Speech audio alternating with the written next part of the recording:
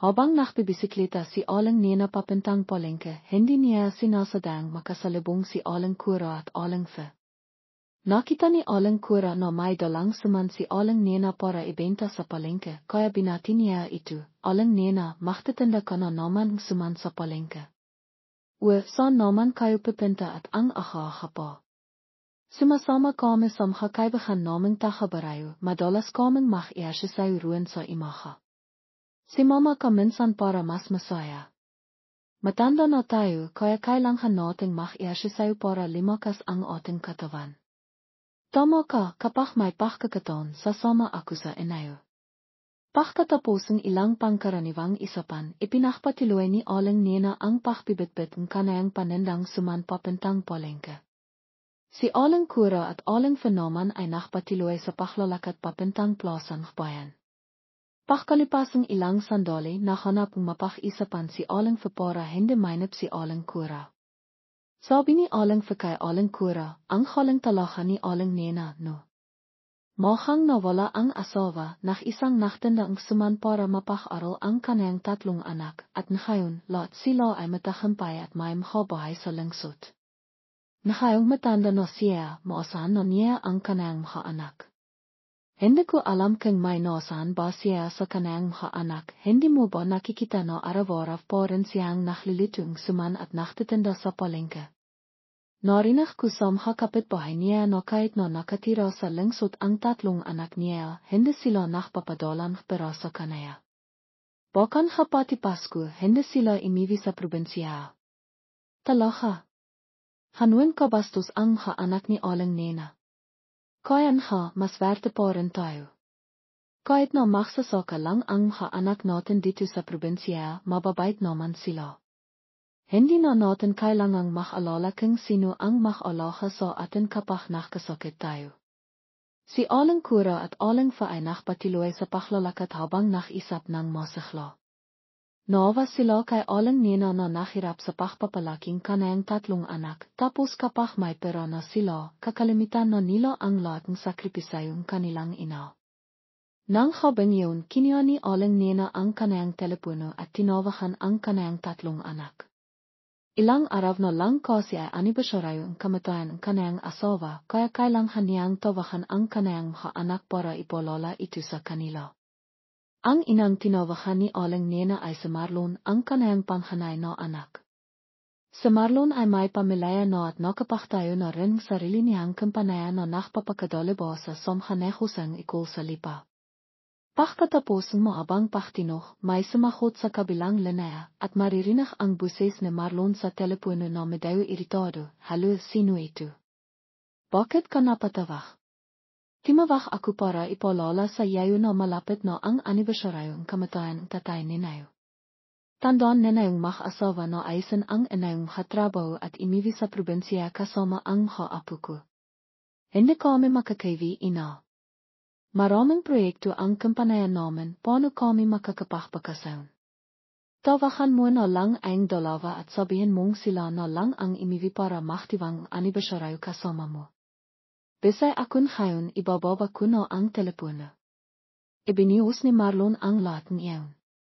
Hindi na niya hinintay na makapagsalita pa si aling Nena at agad niyang ibinaba ang telepono. Tinangnan ni aling Nena ang kanayang telepono na tumitinok pa rin sa kanayang kamay at napabintong hininga na lang siya. Tinawagan ni aling Nena si Maricel, ang kanayang panghalawang anak. Swerte siya dahil nakapag-asawa siyang mayaman. Pagkatapos niyang mag-asawa, nagpitip si Maricel sa kanayang trabaho at ngayon ay nagtatrabaho na lang bilang isang maybahay. Sa kabilang linya, iritado na sumagot si Maricel sa telepono, Naki, bakit ka napatawag ngayong oras na ito? Gusto mo bang pahirapan ako ang aking biyenan? Hindi, gusto ko lang itanong kung makakawi ka sa probinsya sa anibersaryong tatay mo. Kapag imiwi ako, palalayasan ako ang aking biyenan. Alam mo naman kung hano kahirap ang pamilyang aking asawa. Tawagan mo na lang ang dalawa mong anak na lalaki. Hindi ako makakaiwi. Tatawag na lang ako para magpaalam sa pamilyang aking asawa na imiwi sa probinsya. Isang beses lang naman ako imiwi para maktiwang ani besyarayong tatayko, hindi naman siguro nila ako pababawalan. Parang awa muna, hiwag muna akong pahirapan. Kahit na timawag ko sa pamilyang aking asawa para makpalam, hindi pa rin ako iwi. Nakasawa na ako kaya kailangan kong alahan ang pamilyang aking asawa.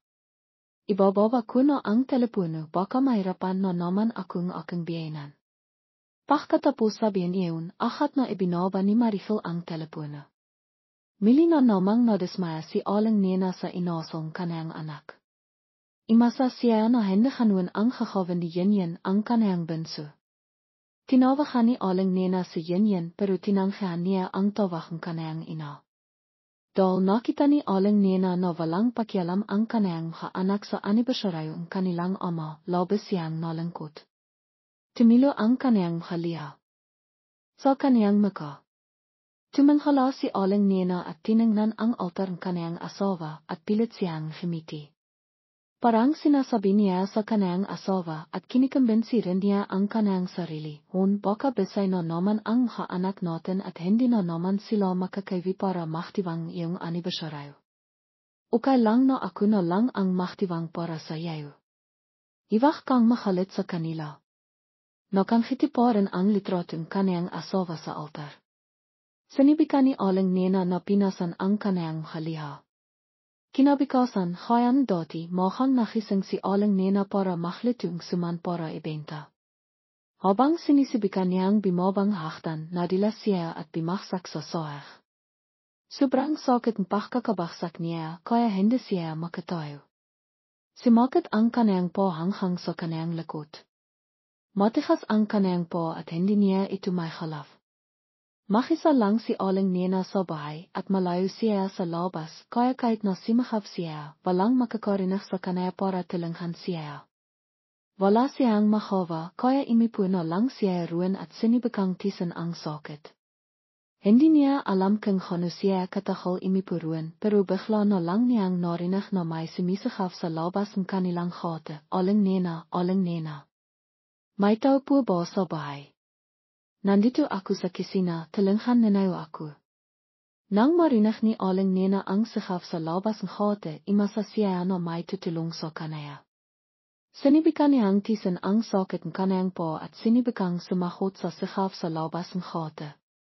Hindi naklalok si aling nena ang hate. Inisip niya kasi na lahat ng kanayang kapitbahay ay mababait at wala rin siyang hanong hamit na maaaring mawala sa kanayang bahay kaya hindi niya kailangang ilok ang hate. Hindi niya inasahan na makakatilong sa kanaya ang kanayang hawang ito sa ngayon. Pagkatapos ng ilang sandali may bimabang haktan. Si Aling Ferna kapatid ng kanayang asawa. Nang makita ni Aling Ferna na nakaupo sa saak ang kanayang hipag, nakmadali siyang limapit at naktanong, Ate, anong nangyari sa iyo? Nadilas ako, sobrang sakit ng aking pa, hindi ako makatayo. Lalong nakalala si Aling Ferna nang marinig iyon. Mabilis siyang limabas para himinging tulong sa kanayang kapitbahay. Ahat namang dumating ang ilang binata at tinilinghan si Aling Ferna na dalhin si aling nena sa ospital. Pagkatapos ng ilang sandaling pagsisiri, limabas ang doktor at sinabi kay Aling Ferna, bali ang po ang pasyente, kailangan siyang lahan cast. Puh! Bali ang po niya. Nadilas lang siya, bakit na bali ang po niya? Matanda na kasi ang pasyente, hindi na malakas ang kanayang habito. Ang pagkakabaksak niya ay maaaring normal lang sa mga kabataan, pero para sa isang matanda, sobrang lakas ng pagkakabaksak na yaon. Ano katahol ba tanghalan ang cast sa po niya? Kapag malakas ang katawan ng pasyente, isang biwan lang ang kailangan para maklakayang cast, pero para sa isang matanda, maaaring tumahol ng 3 biwan ang paklalakayang cast. Pagkatapos marinig ang habiling doktor, nakmadali si Aling Ferna na bumalik sa silid ng pasyente. Nang makarating siya ruin, limapit si Aling Ferna sa kama at tinanong si aling nena, Ate, kumusta ang iyong pakiramdam? Okay lang ako, masakit lang ang aking pa. Paano ako makakapaglitong suman at makakapagtanda kapag nakaganito? Napabentong hininga si Aling Ferna nang marinig ang sinabing kanayang hipag. Sinabi niya kay aling nena, matanda ka na, bakit kailangan mo pang mahirap? Malalaki na ang iyong mga anak, dapat silang magbigay tulong sa iyo. Mayroon silang sariling trabaho. Hindi ko sila maaaring abalahin. Dahil sa inasal ni aling nena, mas nova si aling Fernand sa kanyang hipag. Para hindi na malungkot si aling nena, hindi na niya binanggit ang tungkol doon. Mabilis siyang bumaba para bimiling likhaf para kay aling nena. Pagkatapos limabas ang silid ng pasyente, kiniaakit ni aling Fernand ang kanyang telepono at tinawagan ang kanyang mga apo. Alam ni aling Fernand na ayaw ni aling nena na abalain ang kanyang mga anak, pero responsibilidad nila iyon. Kailangang alahan ang mga anak ni aling nena ang kanilang ina. Tinawagan ni aling Fernand si Marlon. Pagkatapos ng ilang ring, sumagot siya sa telepono, at maririnig ang boses ni Marlon sa telepono. Aling Fernand, bakit ka napatawag ng ganito ka? Nabagsak ang ina mo at nabali ang kanyang pa. Nasa ospital siya ngayon. Ayusin ninayo ang inayong katrabaho at imiwi para alahan ang inayong ina. Puh! Anong sabi mo? Nabagsak si nanay. Paano siya nabagsak? Medayo nairita ang boses ni Marlon. Hindi niya alam kung sobra siyang nakaalala sa kanyang ina o kung nararamdaman niya na pabigat ang kanyang ina. Naina si aling Fernand na marinig ang sinabing kanyang apo, kaya pinahalitan niya ang kanyang apo sa telepono. Bakit nabagsak ang nanay mo? Bakit hindi kita nakikitang nakaalala? Nabagsak ang nanay mo dahil kailangan pa rin niyang maglutong suman at magtinda sa palengke para mayroon siyang perang pantisto sa kanyang sarili. Bakit hindi ninayo? Inaalala ang inayong ina. Sinabi ko na sa inayo, ayusin ninayo ang inayong katrabaho at imiwi para alahan ang inayong ina. Aling Fernand, bisay kami sa trabaho, paano kami makakaiwi? Alahan mo na lang minasya, tapos padadalan na lang namin kayong pera. Hindi ko kailangang malaman kung paano ninayo ayusin ang inayong katrabaho. Mas importante pa ba sa inayo ang trabaho kaysa sa inayong hamahalang? Mayroon din akong trabaho dito sa probinsya, hindi ko maaaring alahan ang nanay ninayo buong araw. Hindi ko kailangan ang kapera ninayo. Pagkatapos sabihin iyon, akat na ibinaba ni aling Fernand ang telepono para hindi na makapagsalita pa sa Marlon. Pagkatapos marinig ang teleponong kanyang tiyan, kinamot ni Marlon ang kanyang ilo at nakpakitang labis na pagkadismaya. Sinabi niya sa kanyang sarili, paano ba siya makalakad ng hindi nadidilas? Sa hili, kiniapa rin ni Marlon ang kanyang telepono para ipalam ito sa kanyang dalawang kapatid.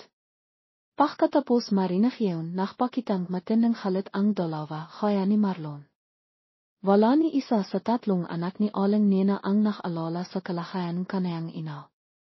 Pagkalipas ng ilang araw, bumalik sa Marifil sa kanyang probinsya. Halata sa kanyang mukha ang pagkadismaya sa kanyang kapaligiran. Habang naklalakad siya, sinabi niya sa kanyang sarili, bakit ang hirap pa rin dito? Hindi agad dimiretso sa Marifil sa ospital para bisitahin si aling nena. Bumalik muna siya sa kanilang limang bahay. Nang makarating sa Marifil doon, naroon na rin sina Marlon at Yenyen. Makasap sila sa kanilang sala. Pimasok sa Marifil sa bahay, itinapon ang kanyang maleta sa isang sulok at imipo sa isang ipuan malapit doon para makreklamo, sobrang init naman dito. Bimisita ka na ba kay nanay sa ospital? Iyon ang inang sinabi ni Yenyen nang makita niya ang kanyang kapatid. Sumagot sa Marifil, hindi pa pagkababa kong eroplano, dimiretso na ako rito. Inabot akong ilang oras sa eroplano tapos ang baho pa sa ospital. Kayo bimisita na ba kayo kay nanay?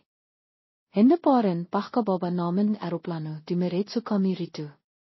Nang marinig ni Marifil ang sinabing kanyang kiya, sinabi niya, bakit kailangan pa niyang madilas? Alam mo ba na nang sabihin ko na iwi ako dahil nabagsak si nanay, pinahalitan akong biyenan ko. Sigiradong hanapan na naman niya akong bitas para pahirapan ako. Bakit pa nagiging pabigat ang hananay sa kanilang mga anak? Tama ka. Kung ako sa iyo, makisa na lang akong iwi, bakit kailangan pa namang si mama ni Marifil? Sumang ayon sa yen sa sinabing kanayang kapatid. Tapos sinisinya ang kanayang kia kung bakit kailangan pa nilang imiwi sa lungsod, maraming akong hinahawa kasama ang aking kakaibigan. Nang marinig ni Marlon ang sinabing kanayang kapatid, itiniro niya ang mukha ni Yen at sinabi, "Mahabubo ba kayo?" Nabaksak ang nanay tapos hindi ninaw siya bibisitahin. Anong sasabihin mo tao sa atin? Alam ninaw ba na pinakalitan akong tiyan natin kapon? Kapag hindi kayo imiwi, pupuntahan niya tayo sa lungsod para pakmimirahin tayo. Pero sa bahay lang siya humahalaf, bakit nawala po ang po niya? Hindi na imimik si Yen nang pakalitan siya ang kanayang kia. Nang marinig ni Marifel ang sinabing kanayang kia, tinanong niya rin kung paano nabaksak ang kanayang ina. Inilit ni Marlon ang sinabi ni Aling Ferna sa kanaya, sabi ni Tian, naklito siyang suman para ibenta kaya siya nabaksak. Mas mahirap po rin ang mangyayari. Mamaya, pumunta tayo sa ospital para malaman kung anong lakay ni nanay. Pagkatapos marinig ang sinabi ni Marlon, hindi na imimik sina Marifel at Yen. Sa kanilang kapeso, mayroon silang halit sa kanilang matandang ina, lalo na sa Marifel. Kung bakit nakakalit sa Marifel sa kanayang ina ay dahil sa pamilayang kanayang asawa. Noong naglilikawan pa sina Marifel at Long, ang kanayang asawa, tutol si Aling Lina, nanay ni Long, dahil sobrang mahirap daw ang pamilya ni Marifel. Kung hindi pa siya nabuntis, hindi sila makapapakasal ni Long. Kahit na nakang manihang na siya ni Aling Lina, hindi pa rin siya gustong kanayang biyenan. Sa paglipasang panahon, ibiniyos ni Marifel ang lahat ng pakmimira at pang-insulto ni Aling Lina sa kanayang sariling ina. Nang hapon na yaon bimisita ang tatlo kay Aling Nena sa ospital. Nang makarating sila ruan, nakiibang mansana si Aling Ferna para ipakain sa kanayang ina. Nakilat si Aling Nena nang makita niyang pimasok ang kanayang mga anak. Tinanong niya sila, bakit kayo nandito? Hindi ba kayo besay sa inayong trabaho sa lungsod? Ako ang timawak sa kanila. Kailangan nilang malaman na nabaksak ka ng malala, mabilis na sumagot si Aling Ferna sa tanong ni Aling Nena. Pagkatapos, sinabi niya sa kanayang mga apo, nandito na kayo, tandaan ninayong alahan ang inayong ina. Mayroon pa akong kakawin kaya alis na ako.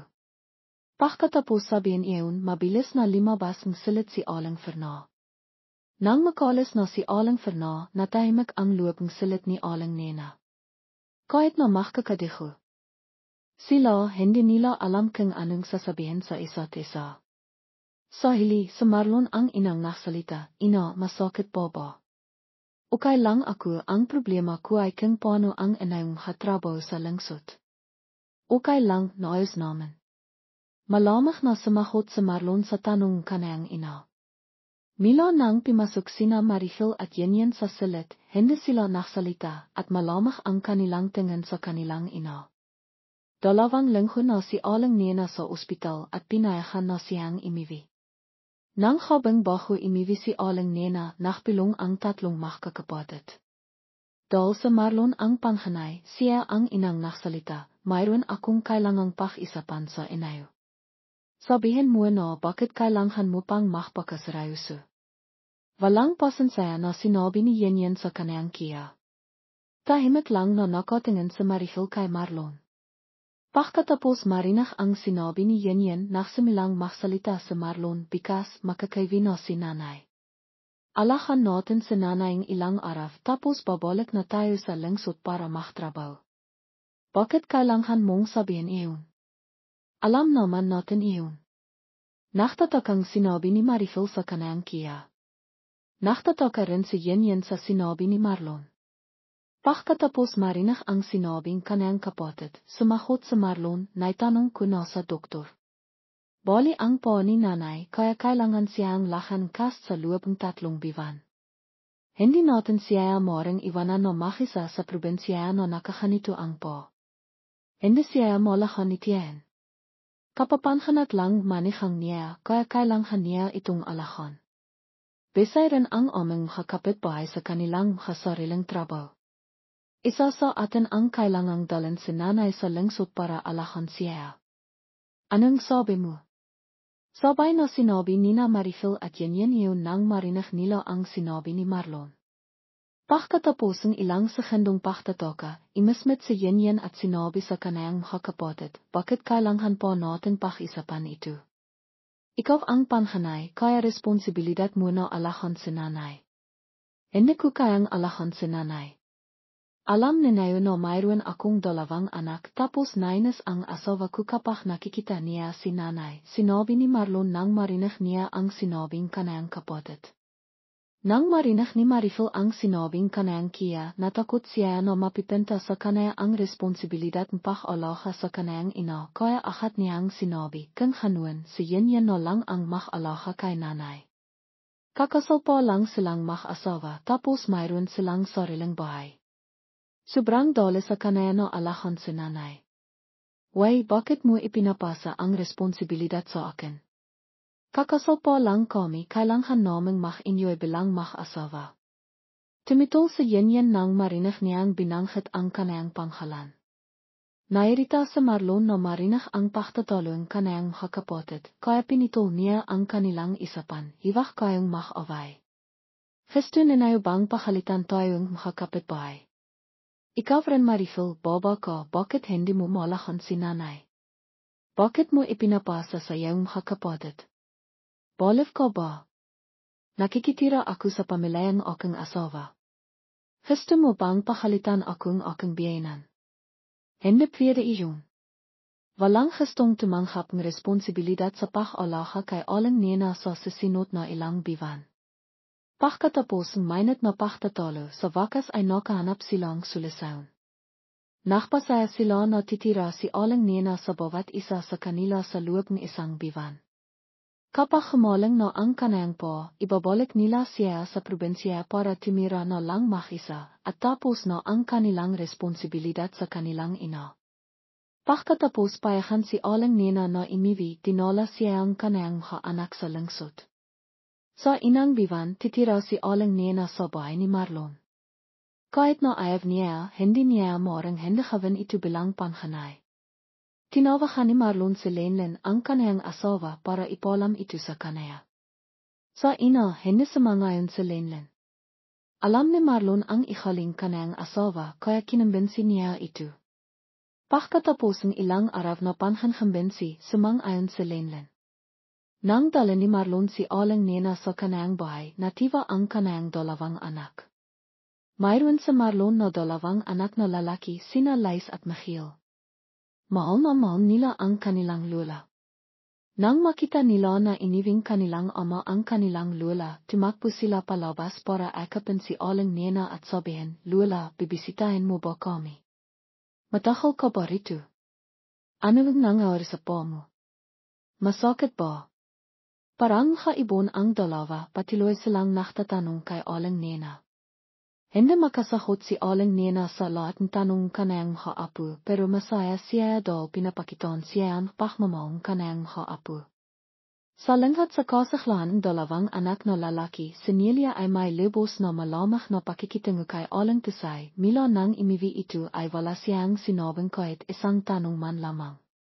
Si aling Tisay sa pagkakataong ito ay nagtanong sa kanayang manihang, Nelia, ayos ba ang trabaho mo kamakailan? Kimusta ang kamahalang mo sa inayo?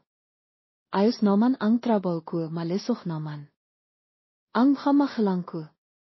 Napilaan ang benti ni nanay kaya samha sa sinot na araw ay makakabala ako sa pag-alaga sa kanaya. Alam ko noon, hiwag kang kakawang animang makakapekto sa bihayang pamilya mo. Inihanda ko na ang salit ko ay malapit sa kisina, mamaya ay ako na ang mag-ayos ng hamad ko. Tila walang pasensya si Nelia para makapatuloy sa pakikipag-isap kay aling Tisay, sinakot niya ang hatanong nito ng paimbagaw at agad na imakayat sa kwarto. Bago pa man dumating dito, nailan na ni aling Tisay ang hanitong asong kanayang manihang, nahinat nang makita niyang kimilos si Nelia ng hanito, labis siyang nalangkot. Mas lalo siyang nalangkot nang makita niyang tratiyan kanayang anak ang kanayang ina ng hanito nahinat walang sinabi. Tila sinisuportahan pa nito ang asong kanayang asawa. Ang bihay ni aling tisay sa bahay ni tutoy ay lebos na nakababakot, walang gustong makipag isap sa kanaya, mohang ang kanayang anak at manihang. Ang tangang kaligayahan niya ay ang kanayang dalawang apo.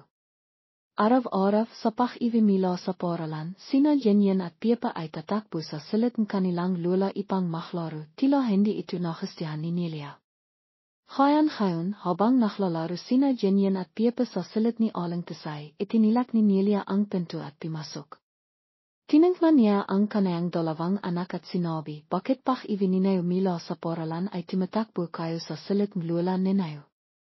Imalis na kayo at makaral bilisan ninayo.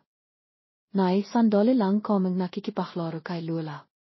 Saka, si Kia Yenyen ay nasa ikatlong baitang, may taktang aralan siya, ako wala naman.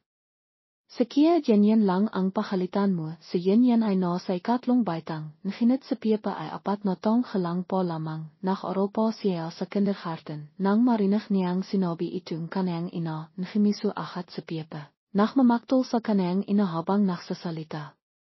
Akala niya kayang dati kapag naklambing siya ng ganito, papayag ang kanayang ina na makpatuloy siya sa pakikipaglaro kay Lola. Ngunit hindi, ngayon nang marinig ni Nelia ang sinabing kanayang anak, mas lalo siyang nakalit, walang pakandanghan siyang simahaf, ngayon kung sino ang walang taktang aralan, kimihan kiwaderno at maksanay maksulat, kimihan matematika at maksanay makbilang. Bimalik na kayo sa kiwarto ninayon ngayon din. Napakalakas ang sahaw niya, labas na natakot si Pepa naksimila siyang himagbi. Natakot din si Yenyen sa asong kanayang ina. Nakita ni aling tisay na nakakakilo ang kanayang maapo dahil sa kanaya, labas siyang nalangkot, ngunit pinilit pa rin niyang linakan ang kanayang haliha ipang aliwan ang kanayang apo, Pepa, apo ni Lola, hiwag kang imiyak. Makinig ka sa nanay mo si mama ka kay Kia Yenyen sa kiwarto ninayo, sa susunod na may oras kayo ay bababa kayo para makipaglaro kay Lola. Nakinig ang dalawang magkapatid sa sinabing kanilang Lola at nakaiwalay na nakbenta sa kanilang silid. Imihik pa rin si Pepa habang naklalakad nakakawa. Matapos imalis ang dalawang bata, bimaling si Nelia at Ines na sinabi kay aling tisay, hiwag muna hang lahing ipinapasok ang dalawang bata sa kwarto mo para maklaro, nag-aral pa sila, kailangan pa nilang mag-aral sa gabi. Alam ko na, narinig ni aling tisay ang sinabing kanayang manihang, labas siyang nasaktan, ngunit hindi siya makapagsalita ipang ipagtanggol ang kanayang sarili. Alam niya kapag may halit sa kanaya, kahit na wala siyang kinakawa ay mairita ang taong iyon. Nang marinig ni aling tisay ang sahot niya, nakpatiloy si Nelia sa pagsasalita sa kanaya, kung nandito ka na rin lang, tilinghan mo na rin ako sa paglilito at pagkawang-kawang bahay, mahapon akong naktatrabaho. Pag-ibig ko po ay ako po ang maglilito at maglilinis, paano ko kakayanin? Pero hindi ko kayang gawin ang dahil sa po ko, anak. At saka, sa probinsya nakasanayan ko nang maglito gamit ang kaway, dito sa bahay ninayo ay gasstofa at electric stofa ang ginagamit, hindi ko alam kung paano gamitin. Hindi naman napitol ang kamay mo, benti mo lang ang napitol kaya mo pa rin naman gawin. Hindi ko naman sinasabing gawin mo ang lahat, kailangan mo lang akong tilinghan sa paglilito ng 3 pagkain. At tungkol sa kalan, kung hindi mo alam kung paano gamitin, magtanong ka. Sumagot si Nelia sa sinabi ni aling tisay nang may pagkainis. Narinig niya ang sinabing kanayang manihang, nakaramdam pa rin siya ang pag-alanghan, ngunit wala siyang nakawa kundi ang sumang-ayon. Noong hapon ding iyon, tinirian ni Nelia si aling tisay kung paano gamitin ang electric stove sa kanilang bahay. Tinirian din niya itong gamitin ang iba pang kakagamitan sa kusina. Matanda na si aling tisay at inang beses pa lamang makita ang mga modernong kagamitang dekarainte kaya nahirapan siyang gamitin ang mga ito. Bagamat maraming beses nang inilit ni Nelia, hindi pa rin ito nagawa ni aling tisay. Pagkatapos ng ilang sandali, tila nawalan ng pasensya si Nelia, simimangot siya at sinakawan si aling tisay, Naki, napakasimple lang naman ang makakalaf. Ayon pero hindi mo pa rin matandaan. Kawawa naman ako. Papasensya na. Masyadong moderno kasi an, hindi ko pa nakamit kaya hindi ko matandaan, nahirapan si Aling Tisay buong hapon, sa wakas ay natandaan niya rin kung paano gamitin ang makakagamitan sa kusina. Nang makita niyang tila natandaan ng kanayang biyenan, ahat na sinabi ni Nelia, kung ngayon bikas ikaw na ang maglilito. Ibabaksak ko na ang hapakkan sa palengke sa ref para sa ahan. Tandaan mong gamitin ng mindset, baka masinok ang bahay. Kinabukasan, sinimula ni Aling Tisay ang kanayang trabaho sa paglilito. Nakang moyos ang imaha at tangalidol nach isa lamang siya sa bahay kaya nakpakilo lamang siya ang halay para kainin. Ang hobby ay ang oras kung kailan ang pamilya ni Tutoy ay sama-sama, ang hapakkan sa hapinan ay mas masakana. Sa pagkakataong ito ay abala si Aling Tisay sa paglilito sa kusina. Sa habang ito ay naglito siyang adobong isda para sa kanayang pamilya. Bagamat naglilito siya gamit ang electric stove, nahirapan si Aling Tisay sa trabahong ito. Bago pa lamang napilayan ang kanayang po kaya kailangan po rin niyang gumamit ng saklay ipang makalakat. Habang naglilito ay kailangan po rin niyang gumamit ng isang kamay ipang sumandal sa saklay at ang isa naman ay gamitin sa paglilito. Kailangang tumayo ng matagal habang naglilito, bago lamang napilayan ang po ni Aling Tisay kaya kapag tumatayo siya ng matagal, nakakaramdam siya ng kirot. Matanda na rin siya kaya hindi niya maiwasang makabaksak ng habahay-bahay, dahil sa napilayan niyang po ay mas nahirapan siyang pilitin ang mga ito, ngunit sinikap po rin niyang litain ang pinakamasarap na pagkain para sa kanayang mga anak at apo. Nang kimilo ang isda, alam niyang kailangan niyang hinon ang apoy, ngunit sa pagkakataong ito ay bumalik ang kanayang pagkakang makakalimitan, hindi niya malala kung anong pinditan ang dapat niyang pinditin sa electric stove ipang hinon ang apoy.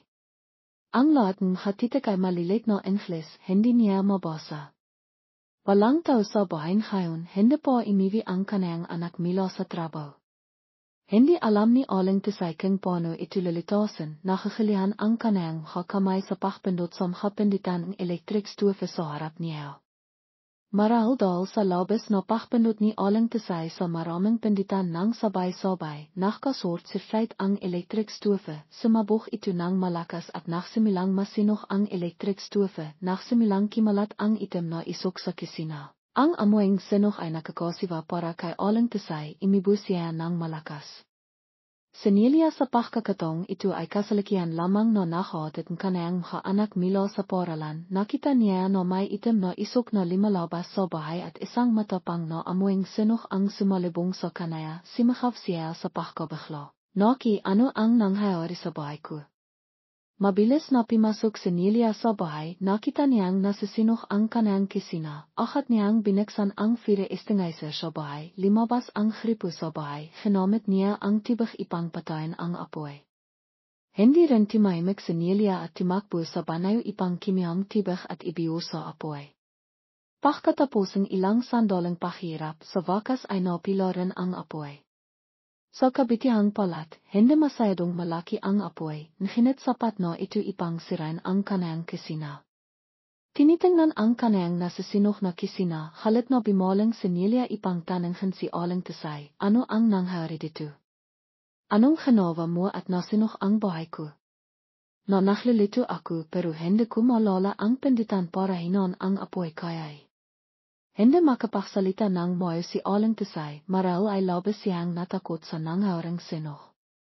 Hindi na kailangan ni Nelia na pakinggan ang buong kiwento ni Aling Tisay, halit siyang simakaf, initisan lang kitang maglitong hapinan pero ginawa mo pang ganito ang bahay ko. Kung ayaw mo akong tulungan, sabihin mo na lang bakit kailangan mo pang gawento. Akala mo ba mira ang pagpapakawang kusina? Libo-libong pisuan. Makasimpleng pinditan lang hindi mo matandaan bakit po napakawalang silbi mo. Papasensya na. Nasabi lamang ni Aling Tisay ang kanayang pakinging tawat sa kanayang manihang. Halit na halit si Nelia dahil sa nangyari, hindi niya pinansin ang braso ni Aling Tisay na napaso. Habang nakisap ang dalawa, dumating si Tutoy, narinig niya ang ingay sa bahay kaya naktanong siya sa kanayang asawa habang pumapasok. Nakila din siya nang makita niya ang nasisinok na kusina sa bahay. Nelia, anong nangyari at main khai? Naki, anong nangyari dito? Nakita mo na hawa ang nanay mo. Pahot na ako tawahan mo na ang dalawa mong kapatid para sundain ang nanay mo. Nang marinig ni Nelia ang tanong kaniyang asawa, agad niyang sinabi na gusto niyang polisin si Aling Tisay. Alam ni Tutoy na tiyak na ginawa itong kaniyang ina kaya bimaling siya ipangtanonghan ang kaniyang asawa ng mahinaon, kailangan mo minang sabihin sa akin kung anong nangyari. Nakasundo na tayo na dito minatitira si nanay sa loob ng isang bivan. Ngayon sinasabi mong polisin si nanay, saan ko naman siya dadalhin? Problema mo na ayan, wala akong pakialam. Dito nakatira ang nanay mo sa bahay ko, nakpakisap lang ako sa kanaya na maklitong hapinan tapos ganito po ang nangyari. Ngayon kasi na lang ang nasinuh bikas bahay naman. Malinaw na ang sinabi ko kung hindi mo kayang polisin ang nanay mo, alas kaming makabata.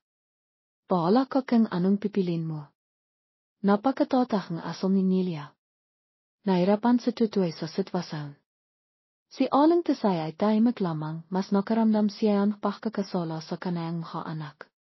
Matapos ang ilang sandaling katahimikan, bimalang si Tutoy kay Aling Tisay.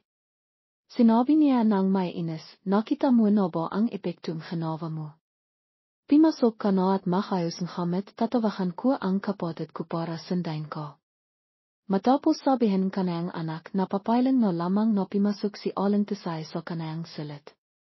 Hindi rin naman marami ang hamit niya, ilan lamang damit at makakamot na dinala niya mula sa probinsya. Inilakay niya ang lahat ito sa kaniyang 5 bag sa labas ng sala, sinimula ni Tutoy na tawahan ang kaniyang mga kapatid. Tinawahan ni Tutoy si Yuyu, ngunit sinabi nito na nasa labas siya ang bayan para sa trabaho at ang kaniyang asawa ay bimisita sa kaniyang mga mahilang, pagkatapos ay tinawahan niya si Beta. Nang marinig ang kaniyang kapatid, simakaw agad ito sa telepono, nababalif ka na ba? Nakatira ako kasama ang pamilyang asawa ko, paano ko naman basta-basta maiwi si nanay? Hindi ba nakasundo tayo na sa bahay mo minatitira si nanay sa loob ng isang bivan? Nakakahilo si nanay kaya ayaw na siyang patirain asawa ko, kung ngayon tatawahan ko na lang si Yuyu para sundain mag-asawa si nanay. Tinawahan ko na siya, ngunit nasa labas si Yuyu para sa trabaho at ang asawa niya ay bimisita sa kaniyang kamahalang. Ako na lang ang natira. Ako naman ang nakatatandang kapatid kaya may responsibilidad din ako kay nanay. Pagkatapos ng ilang sandaling pagtangke, napilitan na lamang si Beta na sumang-ayon sa kaniyang kapatid.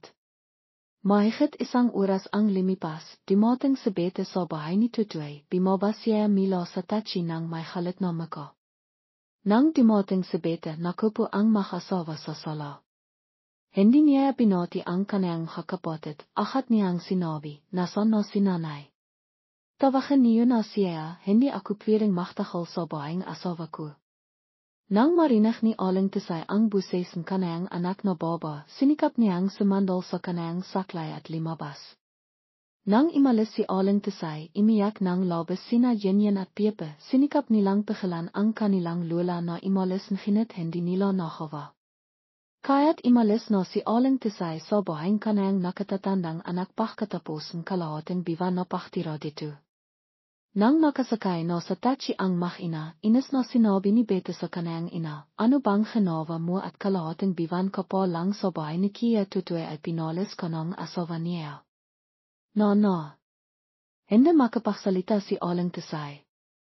Nang makita ni Beta na walang sinasabi ang kaniyang ina, nakpatiloy siya sa pagsisi sa kaniya, dati pa namang hindi gustong pamilyang asawa ko dahil sa sitwasyon pamilya natin, ngayon maiwi pa kita. Mas lalo silang makakaroon dahilan para pahirapan ako. Kanina nang himingi akong pahintulot na sundain ko, sinakawan na akong kanayang nanay. Kung maumo ako, hiwag kang kakawang kahit anong haluduan. Alam ko na, hindi ako kakawang halu narinig ng driver ng taxi ang pag-isap ng dalawa, imiling na lamang siya sa pagkabeho. Hindi niya akalain na may anak na baba na magsasalita ng ganito sa kaniyang ina, lalo na hindi niya akalain kung paano tratihin mga anak ang kawawang matandang baba. King titisin istrangaru lamang siya at ang matandang baba kahit na naabak siya ay wala siyang mahawa. Pagkalipas ng 30 minuto nakarating na ang kotse sa bahay ng asawa ni Bete. Pagkapasok ni Aling Tisay sa bahay nakita niya sina Aling Ising at Long na nanonood ng telebisyon sa sala. Limapit si Aling Tisay at ay ipang batin ang kanayang hakamah anak, mahandang araf po. Mahandang araf po makang maliba ang iyong binti. Bagamat tinatanong ni Aling Ising si Aling Tisay, may pahamak sa kanayang tuna.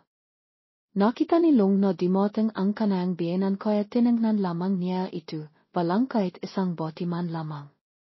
Pagkatapos makipag-isap ang kanayang ina, sinabi ni Long kay Bete, dalhin mo ang nanay mo sa 5 silid ni Aling Joanna sa likod ng kusina.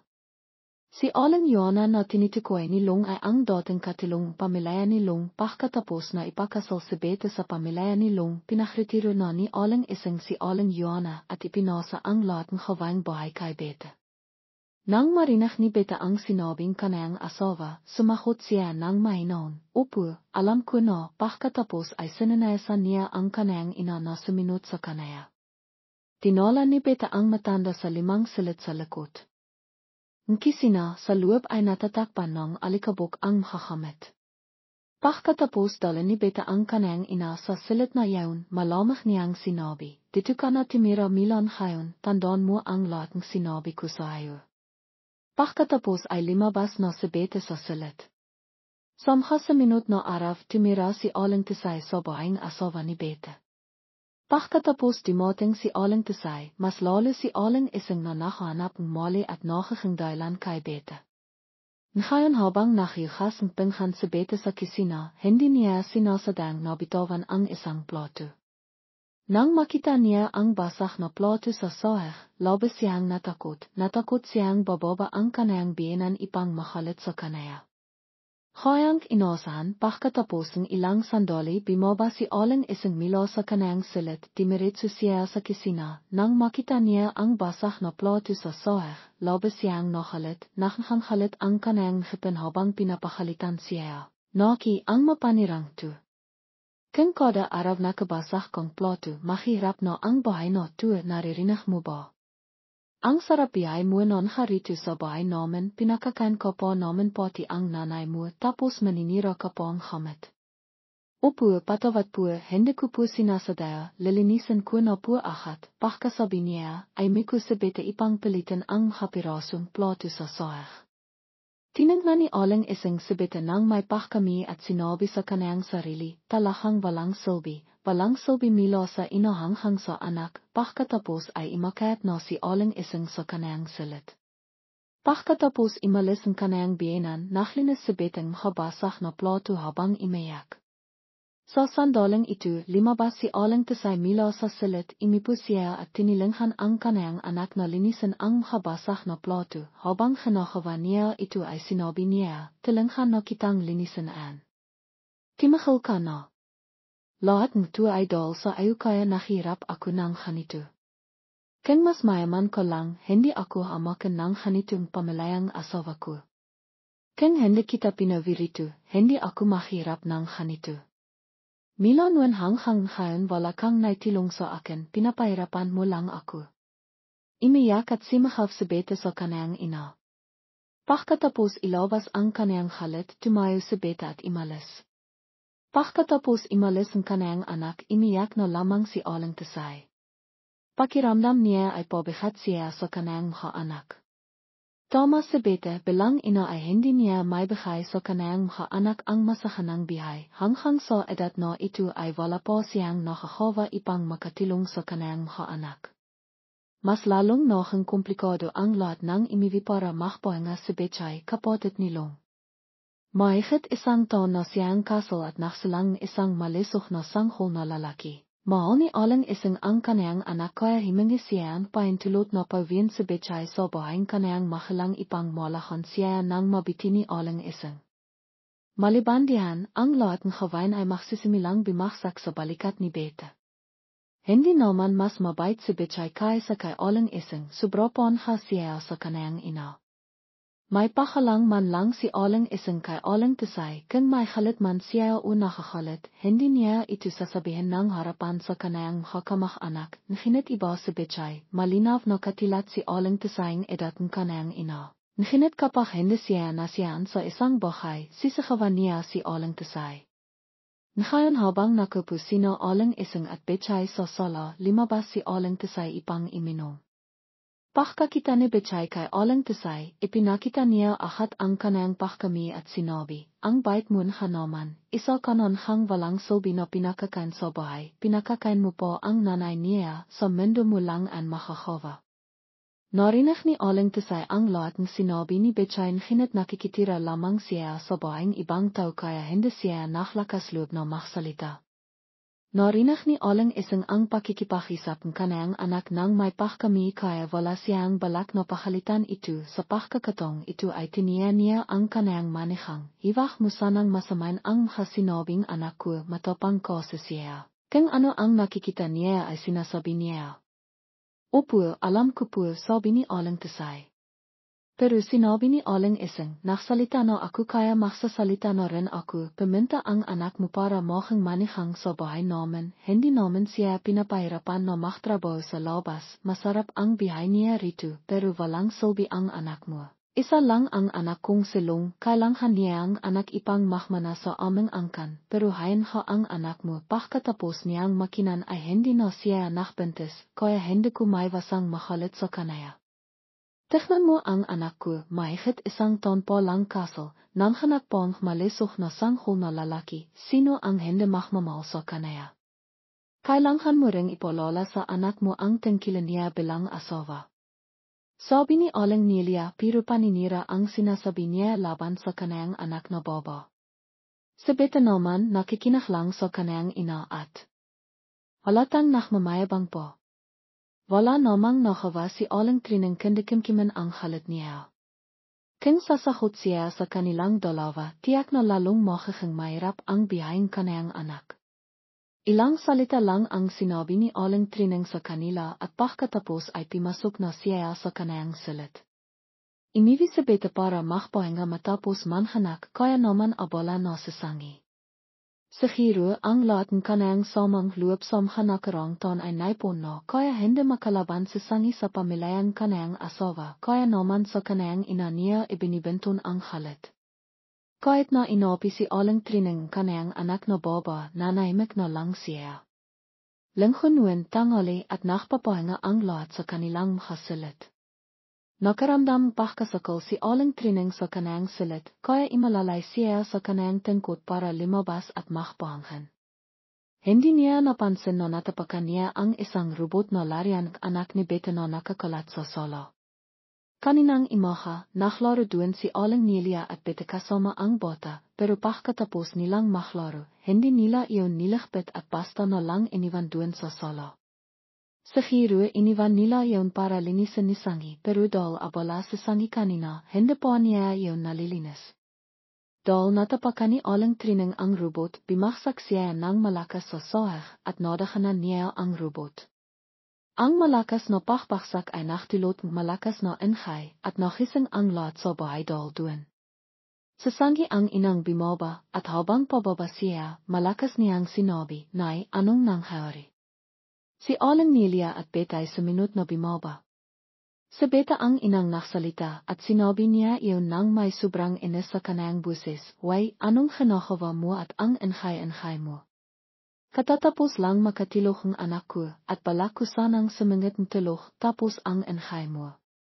Dahil sa ayo nakising ang anak ko at imayak na naman. Nakita ni aling trinang na bimababa ang lahat mila sa itaas kaya sinibikan niyang tumayo sa talong kanayang tengkot. Sa pagkakataong ito, hindi naman siya nabiwal ng hanukalakas tulad ng dati, kahit na medayo sumasakit ang kanayang katawan, nakatayo pa rin siya. Hindi pa nakakapagsalita si aling trinang tumakbo na si Beta para kinan ang robot sa ilalim niya. Dahil nadakanan iyon ni aling trinang na bali ang isang brasong robot.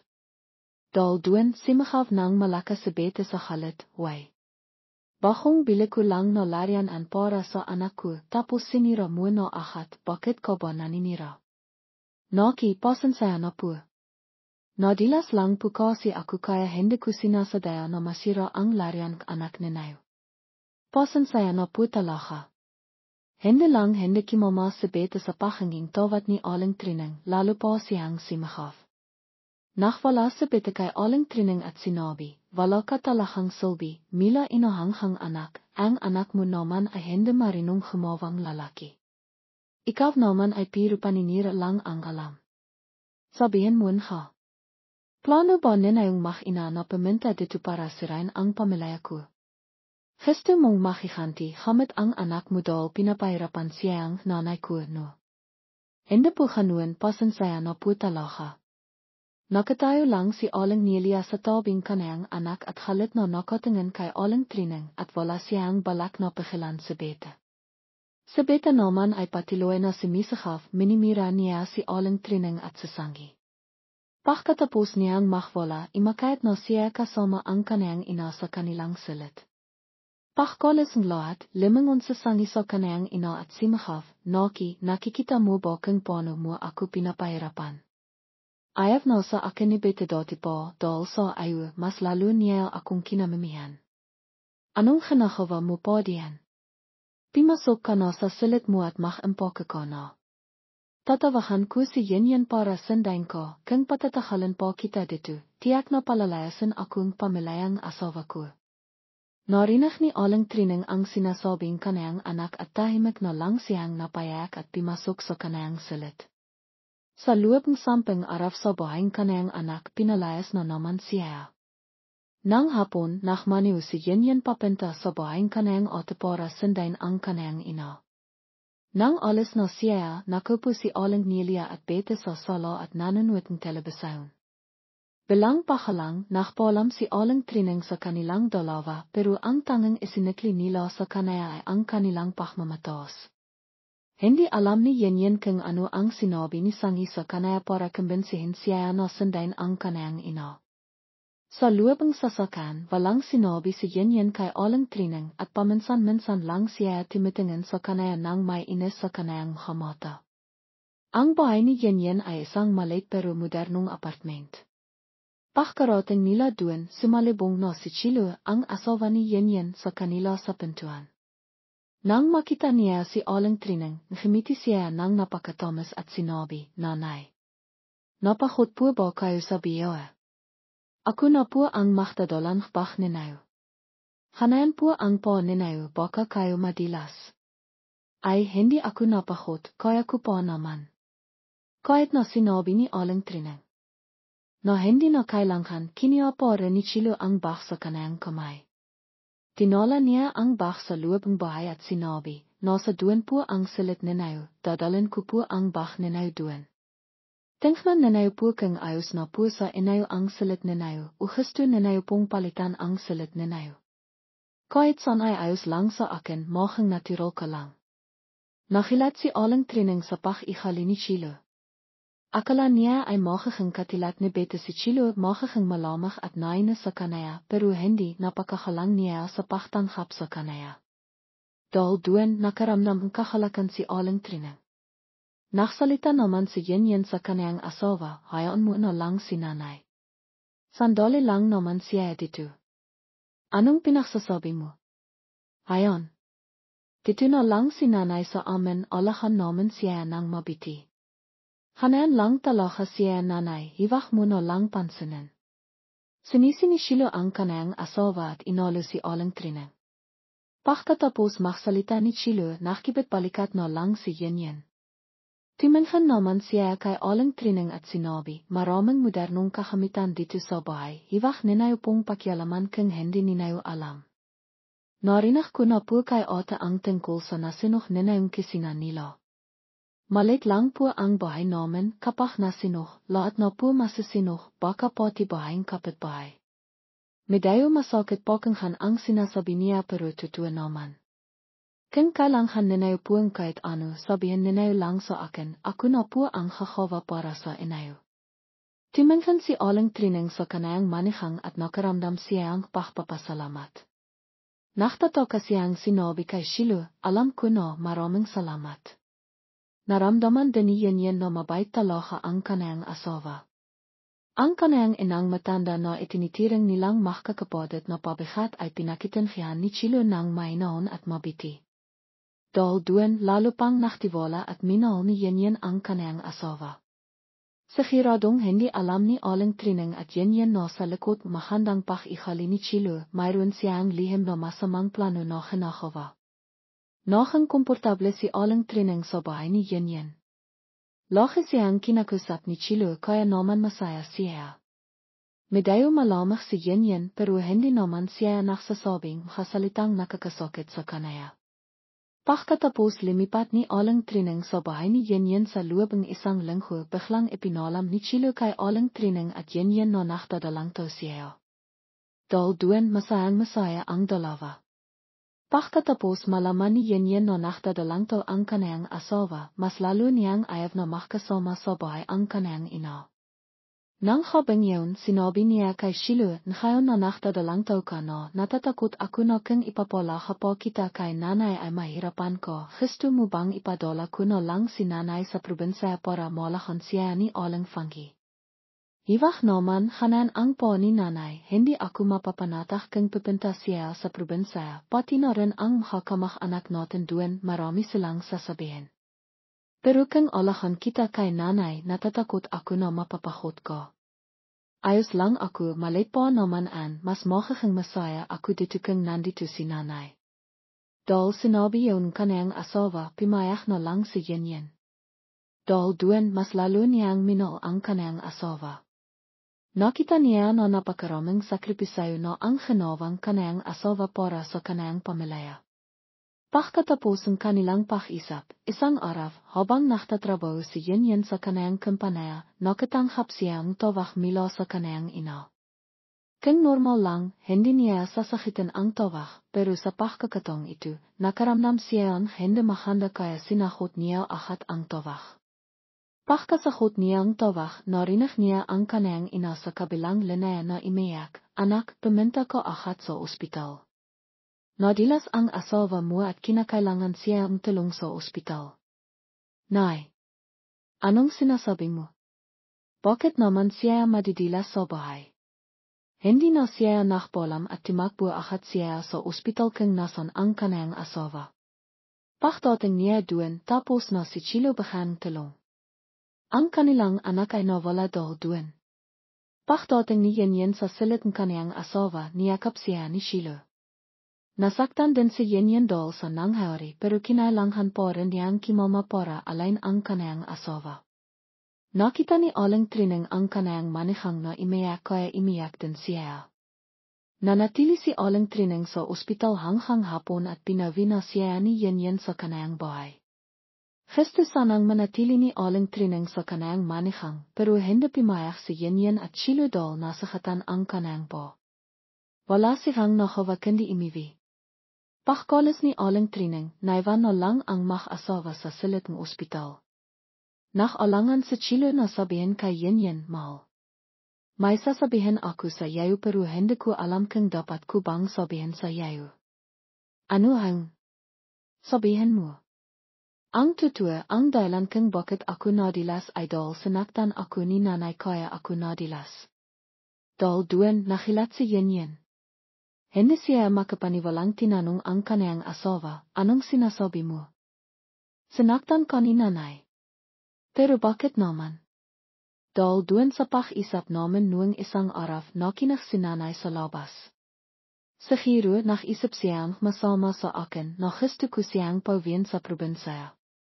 Sa nakarang araw nakita ko na nakbago na ang pag-ikali ni nanay sa akin hanggang sa hindi ko na napigilan pa kaya tinanong ko na si nanay.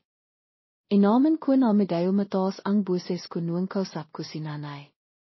Ngayon sinabi ni nanay na kinan ko siya ang tibig pero bigla niyang tinabig ang kamay ko kaya nakilat ako at nadilas kaya nawala ang anak natin. Dahil doon nakalit si Yenyen. Naniniwala siya sa sinabing kanyang asawa at walang kahit na anong pagdidida.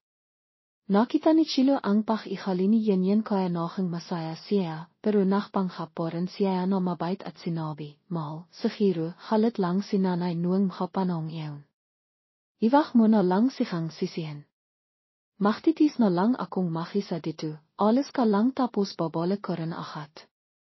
Pagkatapos magsalita ni Yen, lumabas siya. Hindi mapigilan ni Chilo ang pagkikiti sa kanayang mukha.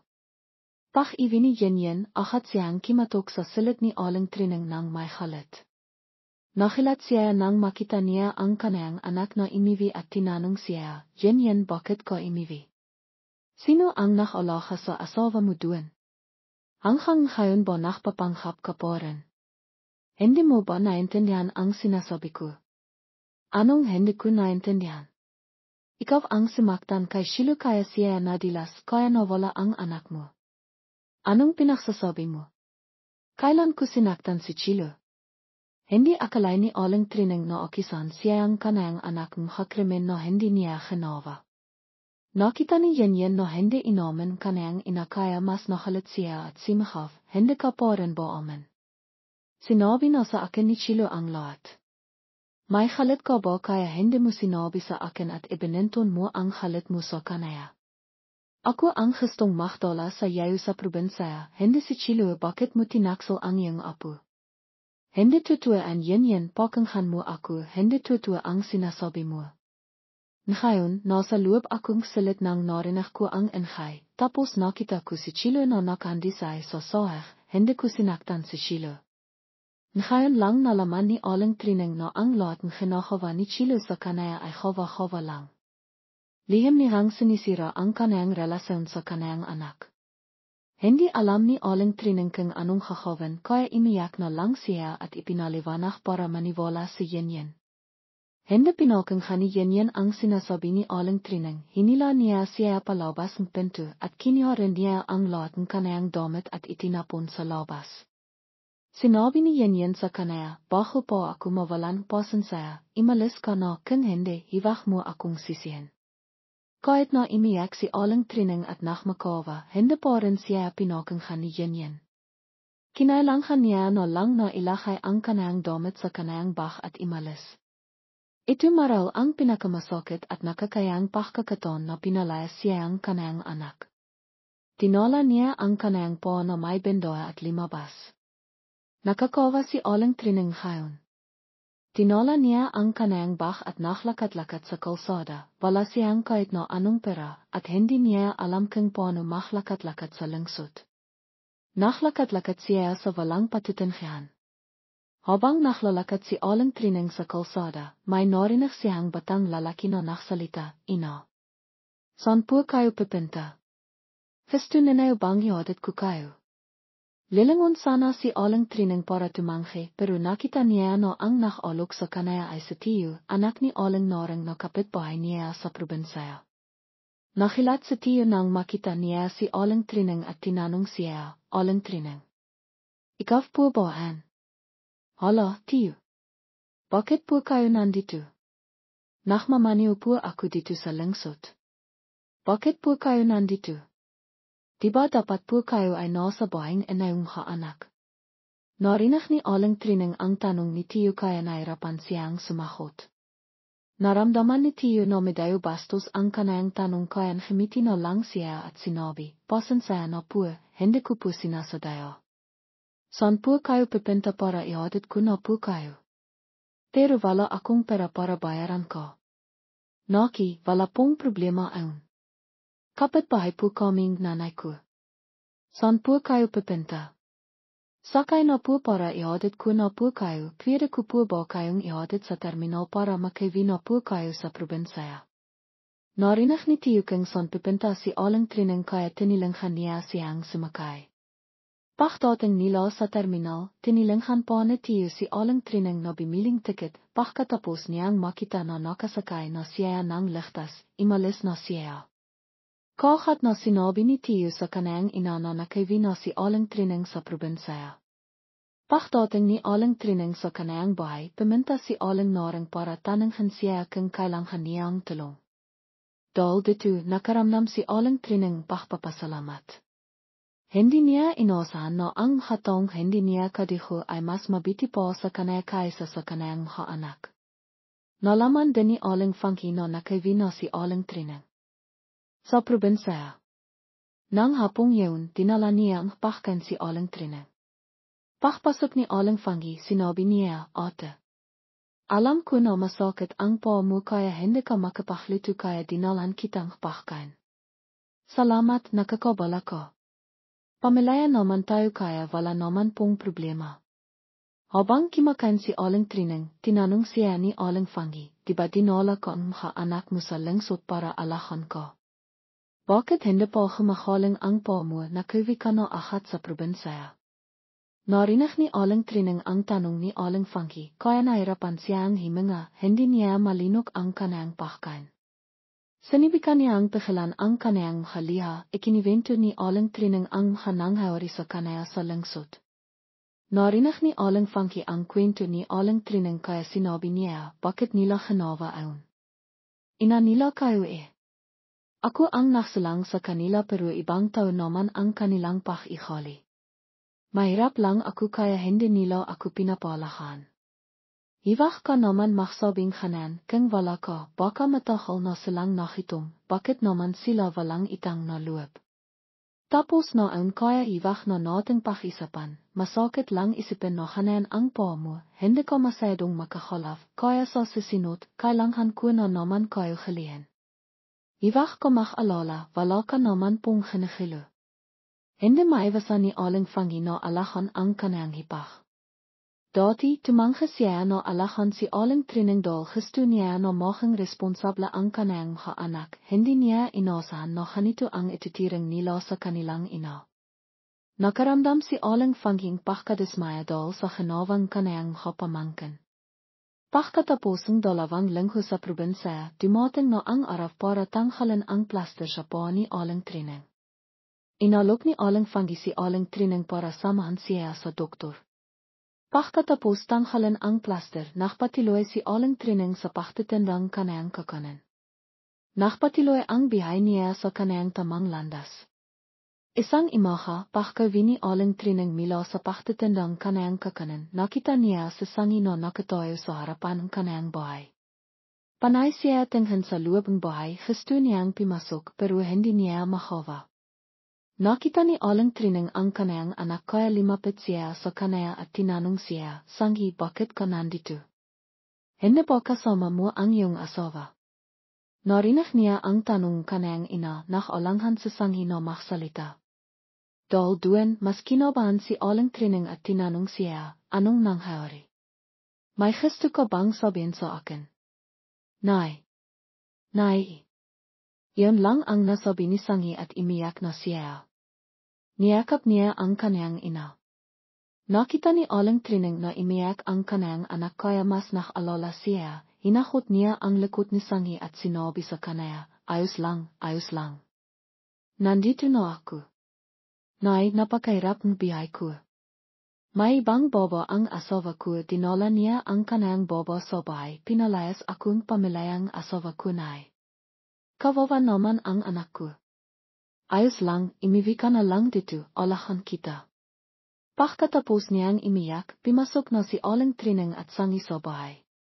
Samha sa minut na araw, nalingkot si Sangi, pero dahil nandiyan si aling trineng para alain siya, nalakpasan niya ang panahon na yaon. Isang araw, habang kimakan silang mag-ina, sinabi ni Sangi kay aling trineng, Nay, patawaran mo ako.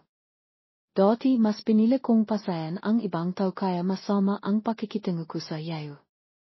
Ngayon nagsisisi na ako. Ayos lang. Lahat naman nakakamali, ngayon imiwi ka na lang dito, kung ano ang mayroon sa atin, kakainin natin.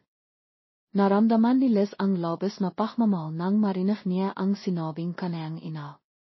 Sa totoo lang, bago siya naktasasang bumalik sa probinsya, pinag-isipan niya itong mabiti. Dati nang siya ay mag-asawa, ipinakita niya ang pahamak sa kanayang ina, hinamak ang mga kapitbahay at ang kanayang pinakmilang bayan. Ngayon na siya ay pinalaya sa kanayang tahanan, bumalik siya sa lugar na ito, noong mga panahong iyon ay mayroon ding intensyon si Liz na manatili sa siyudad. Sinibikan niyang mag-applying trabaho, ngunit walang tumanggap sa kanaya. Nang siya ay mag-apply sa isang kumpanya, sinabi nilang wala siyang karanasan kaya hindi siya natanggap. At nang siya ay mag apply sa ilang kainan ubar, ang kapaligiran doon ay masyadong komplikado. Sa mga panahong labis siyang nahihirapan, naalala ni Liz ang kaniyang bayan, ang kaniyang ina. Madalas niyang gustong bumalik sa piling kaniyang ina, ngunit natatakot siya. Natatakot siyang itatakbo siya ang kaniyang ina, hamakan at mamiraan siya ang mga kapitbahay. Ngunit hindi. Nang malaman mga kapitbahay ang nangyari kay Liz, hindi lamang siya kinitaya, kundi pinahan po ang kaniyang loob. Iyon ang mas nakbaya kay Liz sa kaniyang hanakawang kasalanan noon. Makalipas ang ilang panahon, si Aling Trining at Liz ay naktilinghan sa bihay. Itiniro rin ni Aling Trining kay Liz ang kaniyang sikreto sa paglilitong suman. Siya ang pimalit kay Aling Trining sa pagtitindang suman sa palengke. Habang si Aling Trining naman ay naglilito sa bahay at naghihintay sa pag-ibig ni Liz. Matapos ang panghayaring ito, malaki ang ipinakbaho ni Liz. Mas inalala at inintindi niya ang kaniyang ina. Ang bihay ni Aling Trining at Liz ay nakpatiloy. Hanggang sa dumating ang araw na nakatanggap si Liz ng tawag mula kay Leah. Hindi niya alam kung ano ang sinabing nasa kabilang linaya, ngunit habang nakikinig si Liz, nakbaho ang kalaing kaniyang mukha. Nakita ni Aling Trining ang kaniyang anak na ganito kaya nagsalita siya, Liz, anong nangyari sa iyo anak? Sino ang timawag at mukhang seryoso ka? Inay, sinabi po ni Ate Leah na hospital sa Kia tunay. Nang marinig ang tungkol sa pagkakospital ng kaniyang anak, ang basong hawak ni Aling Trining ay agad na nalog sa lipa. Si Aling Trining ay halos hindi makatayo. Nakita ito ni Liz kaya agad siyang lumapit para alalayan ang kaniyang ina at pagpain sa salayang malapit doon. Habang inalalayan niya si Aling Trining, sinabi niya, Inay, kimama po kayo. Paano pong hospital sa Kia tunay? Hindi ko rin po alam kung anong nangyari sa kanya, ang sabi lang po ni Ate Leah ay naaksidente siya, pero parang nalihi na po ang kampanayan niya. May malaki po raw siyang itang. Nang marinig ang sinabing kaniyang anak, si Aling Trining ay muntik nang mahimatay dahil sa pagkabigla. Sinibikan niyang patatakan ang kaniyang sarili at sinabi kay Liz, bilisan mo anak, kinin mo ang kakamit ko at dalhin mo ako sa siyudad. Ako matanda na ako, mapapahot ako sa biyahe. Magpahinga po kayo inay, ako na lang po ang pipinta. Kanan ang lahaing kapatid ko, paano naman po kayo mapapanatag kung sasabihin kong magpaiwan sa bahay? Kinan mo na po ang kakamit ko at dalhin mo ako sa siyudad. Milang inilit ni Aling Trining ang kaniyang kailangan. Dahil hindi niya nakumbinsi ang kaniyang ina, nakmadali na lang si Liz na kimihang ilang damit at isinilit sa bag at sumama sa kaniyang ina papuntang siyudad. Pagdating sa siyudad, nakmamadaling pimasok si Aling Trining sa ospital para puntahan ang kaniyang anak. Pagpasok nila, nakita nila si Leah na nakaupo sa tabing kamang kaniyang asawa at nag-alaga. Sa tunay ay nakaiga sa kama, pinong tubo at aparato na sumisiporta sa kaniyang bihay. Nang makita ni Leah sina Aling Trining at Liz, tumayo siya, ang kaniyang mukha ngayon ay labis na namimitla, sa gilid ng kaniyang mata ay may ilang patakong haliha. Marahil noong maaksidente ang kaniyang asawa, labis siyang imiyak.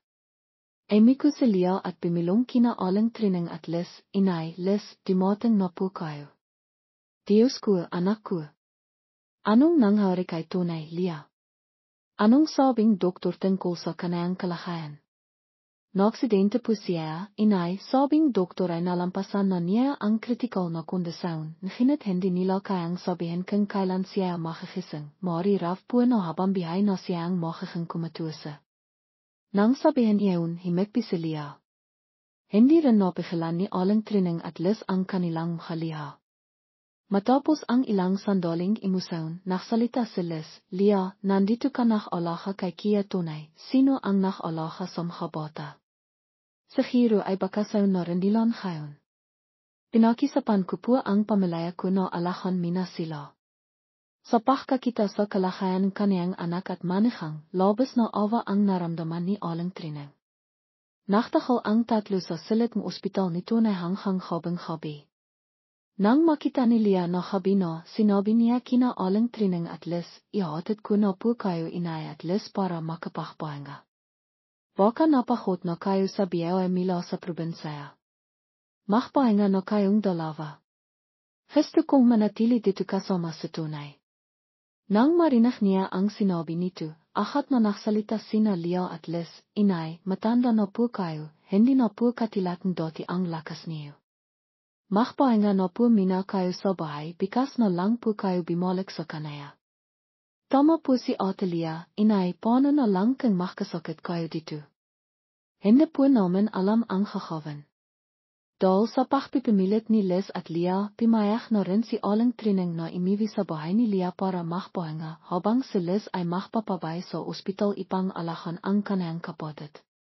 Tinala ni Lia si aling trining sa isang 5 apartment. Nakilat siya sa nakita niya. Nakita ni Lia ang pagtataka sa mata ni aling trining, kaya gumiti na lang siya at sinabi, nang malihi po kasi ang asawa ko, kinailangan naming ibenta ang bahay para bayaran ang kaitang sa kumpanaya. Nawalan rin po akong trabaho. Nakikitira rin po ang kamahalang ko sa kapatid ko, kaya hindi rin po kami makapanira doon. Biti na lang po at nakahanap kaming maliit na apartment dito, mahtis na lang po mina kayo dito. Ayos lang, at least may matutulihan kayo. Hindi ako masalan sa ganitong lugar. Si Lia, marahil ay dahil sa isang araw sa ospital, ay nakaramdam pagod, kaya pagkatapos niyang ayusin ang tuluhan para kay aling trining, nagmadali siyang pimasok sa banyo. Matapos na makapasok sa banyo ang kanayang manihang, pinakmasdan ni aling trining nang mabiti ang apartment sa kanayang peso ay mayroon na siyang desisyon. Matapos ang ilang araw na inalahan kanayang biyenan at kapatid, sa wakas ay nakpakita na rin sinawalis ng pakasing sa tunay. Noong araw na nakaratay sa tunay sa ospital, walang kahit anong bakas ng paktolavang makasawang role kay tunay. Si Lia ay nakahanap na rin bagong trabaho, ngunit hindi na siya naktatrabaho sa opisina tulad ng dati. Ngayon ay naktatrabaho na lamang siya bilang isang mananay sa isang maliit na kumpanya na may panimilang siweldo na 10,000 kada buwan. Isang araw, habang hinahatid ni Lia si aling trining pabalik sa bahay, tinawag siya ni aling trining at binahan siya ang maliit na balot ng popol. Nang buksan niya ito, mayroon itong 5 o 6 na singsing na hinto. Nakilat si Lia nang makita yun, kaya nagtanong siya, inay, ano po ito? Ito ang parang ipinindar ko sa buong bihay ko na balak kong hatin sa inayong 3 namatay na ako, pero dahil kailangan ninayo ito ngayon, ibibigay ko na sa inayo. Nang marinig yun ni Lia, ahat siyang tumanghe. Sinabi niya kay aling trining, inay, hindi ko po matatanggap itong parang ito. Ito ang parang pinahirapan niyo sa buong bihay niyo, saka may parte pa po rito ang iba, hindi namin matatanggap ito. Matanda na ako, hindi ko na kailangan kanayang kalakang pera. Alam kong nahirapan kayo ngayon, napakaraming kailangang gastusin sa ospital ni tunay, pati na rin ang iba sa bahay, kuryente, tibig, at mga pang-araw-araw na gastusin. Naktatrabaho ka pa lang ilit, kinin mo na itong hahintong ito at ipakbili mo gamitin niyo sa mga gastusin ninayo. Pag nakaliwag na kayo, bilhin niyo ilit ito at ibalik niyo sa kanila. Alam na rin ito ni Liz at pimayak na rin siya. Inay, napakasamang naking trato ko sa inayo noon, hindi ba kayo nakakalit sa amin? Bakit tinitilanghan niyo pa rin kami? Inaninayo ako parang dugo at laman ko kayo. Walang pwedeng iwan ang kanayang dugo at laman kapag nasasakatan. Tulad ng hindi ko kayang iwanan kayo kapag nahirapan kayo. Kalimitan na natin ang hindi makakandang nangyari sa nakaraan, similan natin ang isang bagong bihay na mas maganda. Habang nakikinig si Lia kay aling trining, patuloy na bumabagsak ang kanayang haliha, hindi niya na napigilan ang kanayang sarili, niyakap niya nang mahigpit ang kanayang biyenan, habang imiyak ay sinabi niya, inay, pasensya na po. Imihanga po akong tawad sa inayo. Ayos lang Lia, tapos na ang lahat. Niyakap rin ni aling trining si Lia at pinahan ang kanayang loob hayang pag-alo niya sa kanayang anak. Matapos ang mahigit isang buwan sa ospital, sa wakas ay nagising na rin si tunay. Nang magising siya, labis na tiwa ang naramdaman lahat, hindi nila napigilan ang pagpatak ng kanilang haliha. Pagkatapos ilang araw na nagising siya, dahil sa masising pag-alala ang kanyang mahal sa bihay, mabilis na bumiti ang kalisihan ni Tunay. Sinabi rin ni Lia kay Tunay ang tungkol sa pagbibigay ni Aling Trining kanyang kahinto sa kanila. Nang malaman niya kung gaano kalaki ang sakripisang ginawang kanyang ina para sa kanya, labis siyang nantig at nakaramdam din siya ang pagkakasala sa kanyang nagawang kasalanan noon. Hindi sinisisi ni Aling Trining ang kanyang anak, kinalimitan na niya ang nakaraan. Ang gusto niya lamang ay magkaroon pang bihay ang kanyang mga anak sa hinarap.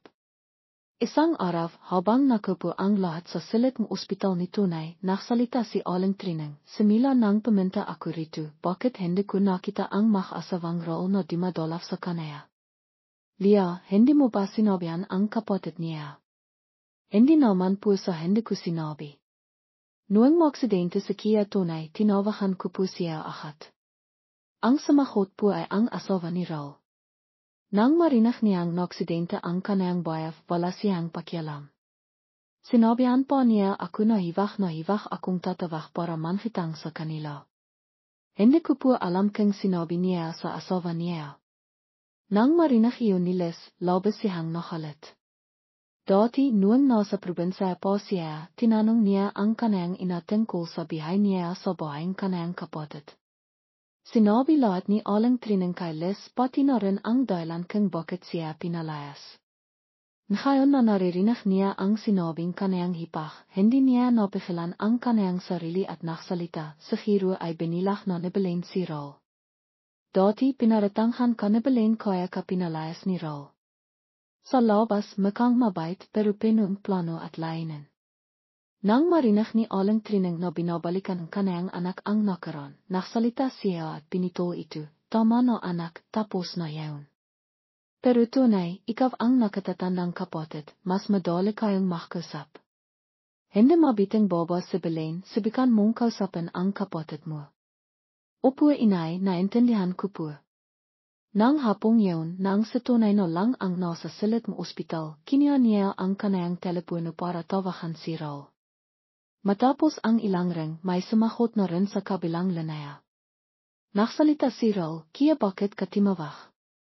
"Naaksidente ako. Nakaratay sa ospital sa halos 2 buwan bago nagising. Hindi kita nakitang dumalaw kaya tinawagan kita para kimustahin ka." "Ano? Naaksidente ka? Bakit hindi agad sinabi sa akin ng hipag ko?" Tutuang hindi alam ni Raul ang tungkol sa aksidente ni Tunay. Hindi rin niya alam ang tungkol sa tawag ni Lia noong araw na yaon, dahil pagkatapos sumagot ni Belen sa telepono, binira niya agad ang historyang tawag. Nang marinig na naaksidente ang kanyang kapatid, labis na halat ang naramdaman ni Raul. Bumintong hininga si Tunay, at sinabi kay Raul sa telepono, "Nang maaksidente ako, tinawagan ka na ni Lia, pero ang sumagot ay ang asawa mo. Hindi ba niya sinabi sa iyo? Timawag si hipag." "Wala namang sinabi sa akin ang asawa ko." "Raul, pakinggan mo ako, hindi sigurado kung totoo ang asawa mong yan sa iyo, dapat mong sirin ang kakinakawang asawa mo. Ang tungkol sa pagkakinan ng asawa mo, sigurado akong hindi iyon ginawa ni inay. Ipinanghanak tayo ni inay at pinahirapan niya tayong palakihin, mahal na mahal niya tayo, walang dahilan para gawin niya iyon." Matapos marinig ang sinabing kanyang kapatid, napaisip si Raul. Nakita ni Tunay na ganito ang kanyang kapatid, kaya sinabi niya ang hiling panghangisap at agad na ibinaba ang telepono. "Sinabi ko lang yan kung maniniwala ka o hindi sa iyo na iyon." Matapos marinig ang sinabing kanyang kapatid, maraming bagay ang pimasok sa isip ni Raul. Dahil dito, hindi siya makapagfocus sa kanyang trabaho. Walang ibang paraan, kinailangan niyang magliyafa para makawin ng mga. Sa mga oras na ito, nakikipaglaro si Belen kina Hera at sa kanyang matalik na kaibigan. Nasa sala siya. Nagsalita si Hera at tinanong ang kanyang kaibigan, "Kumusta na kayong asawa mo? Kumusta na ang plano mo?" "Ayos lang, lahat ng bagay ay nangyayari ayon sa plano ko." naniniwala na sa akin ang asawa ko ngayon. Hindi na magtatahol ipapalipat ko sa akin ang lahat ng kanayang ari-arian. Pagdating araw na iyon kikinan ko ang kanayang pera at tatakbo na ako palayo. Ang sama mo talaga pero wala bang nahinala sa iyo sa pamilya nila. Paano naman sila mahinala kahit mahinala sila at sabihin nila sa asawa ko hindi rin siya maniniwala. Alam mo ba ilang biwan pa lang ang nakakalipas na polis ko na ang kanwarang ina niya sa bahay. Ipinagbibintis ko ang anak ng iba pero sinabi kong anak siya ang asawa ko. Pagkatapos ay natakot ako na baka malaman ng asawa ko na hindi niya anak ang bata. Sa hili nagtasasaon akong ipalaklak na lang ito at sinisi ko ang ina niya. Binayaran ko na ang doktor noon. Hindi nagtagal pagkatapos noon ay naaksidente ang kanang kapatid. Tinawagan akong hipak ko pero ako ang sumagot pero hindi ko na sinabi sa aking asawa. Nagimisi sa Belen dahil nakatalikod sa Belen sa pinto, hindi niya alam na nakatayo si Raul sa likod niya. Nakita ni Hera si Raul kaya nakbaho ang kanang kalay at ahat na sinabihan ang kanang kaibigan, Belen. Nang marinig iyon ni Belen, hindi siya naniwala kaya timawa siya at sinabi, baliw ka ba? Hindi pa iwi ang asawa ko. Hindi, totoo. Nakatayo ang asawa mo sa likod mo. Nang marinig ni Belen ang kumpirmasyon ng kanang kaibigan, ahat siyang limangon sa likod. Nang makita niya si Raul na may mukhang halit na nakatingin sa kanaya, natakot si Belen at naital na nagtanong, Raul kailan ka ba imiwi? Imiwi ako noong nagpaplano ka pang kinin ang aking kaari-arian. Isa akong tanga, minahal ko at pinakatiwalan ang isang as, siniran ko pa ang sarili kong ina at kapatid. Hindi, Raul. Pakinggan mo ako, hindi yan ang inaisip mo. Nakita ni Hera natin sa ang sitwasyon kaya nakbalam na siya. Sa Belen ngayon ay nakaliut sa lipa, hawak ang kamay ni Raul para makpaliwanag, ngunit matapos marinig ang lahat niyon, hindi na siya basta-basta maito ni Raul. Inalis niya ang kamay ni Belen, ang kanayang muka ay halit na halit, itiniro ang pinto at simahaf, kinan mo ang kakamit mo at imalis ka na bago pa kita mapatay. Bilisan mo imalis ka na. Matapos ang ilang sandaling pagmamakawa, kinailangan na lang ni Belen na lumabas ng bahay. Nang malaman na niya ang lahat ng bahay, walang makasiraw para harapin ang kanayang hamal sa bihay. Ang taong pinaka-nakukonsensaya niya ay si Aling Trineng. Hindi niya alam kung paano harapin ang kanayang ina. Ngunit kahit na ano pa man, nang marinig niya ang balita tungkol sa pagkakaospital ng kanayang kapatid, hindi niya ito kayang baliwalain at hindi siya dalawin. Nang pimasok si Raul sa ospital para dalawin sa tunay, naroon ang lahat ng tao. Naihang dinala ni Raul ang pritas na binili niya sa kamang kanayang kapatid. Nang makita ni tunay si Raul, tumawa siya at sinabi, Raul, dimalaw ka pala. Upo. Nakang tahimik ang silid ng ospital. Ganito lamang sinahot ni Raul ang kanayang kapatid at aimiko na lang siya at hindi naklakas loob na tumingin sa kahit na sino. Ito ang nakakalian niya mila pa noong bata siya, sa tivang may nakakawa siyang mali ay miyiko siya ng ganito. Nang makita ni Aling Trineng na ganito ang kanayang anak, ngumiti siya at sinabi kay Raul, bakit? Wala namang nakakalit sa iyo bakit ka nakaya ko?